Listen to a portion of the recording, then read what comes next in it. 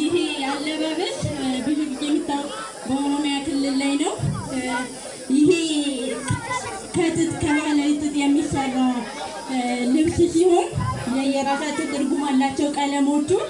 እነዚህ ደግሞ ያደረኳቸው ጌጣጌጦች ጨሌ ይባላሉ። አመሰግናለሁ።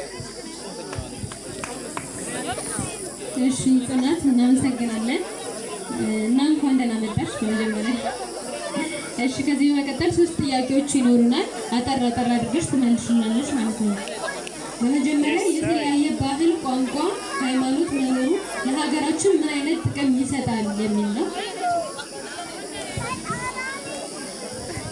እሺ የተለያየ ባህል፣ ቋንቋ መኖሩ አንደኛ ጥቅም ነው ብዬ ማስበው እኛ ኢትዮጵያውያኖች ቀደምት ስልጣኔ እንዳለን ልዩነታችን በአንድነት የመጣብንን ጥላት የመለስንበት ውበታችን ነው ብዬ ነው።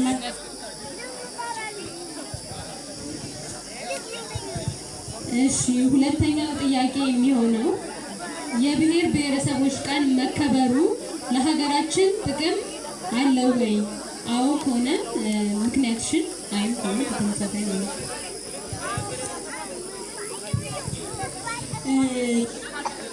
ለብዬ ነው ማስ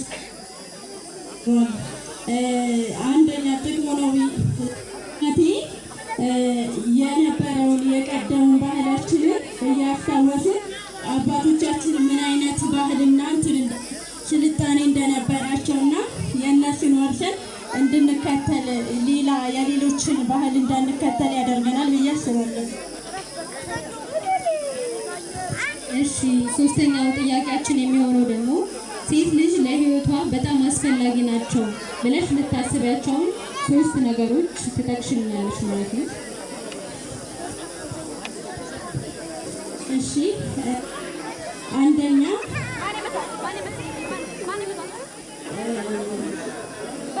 ባህሏን ጠንቅቃ ማወቅ ወይ ደግሞ ስለ ማንነቷ ሙሉ ነገር ማወቅ አለባት።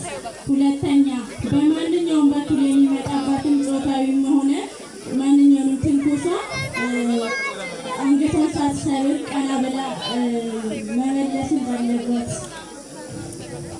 ሶስተኛ ደግሞ የቀደሙ ባህላቶችን ሊሆን ይችላል ማንኛውንም ነገር በደንብ ማወቅ አለመዘንጋት። እሺ እናመሰግናለን።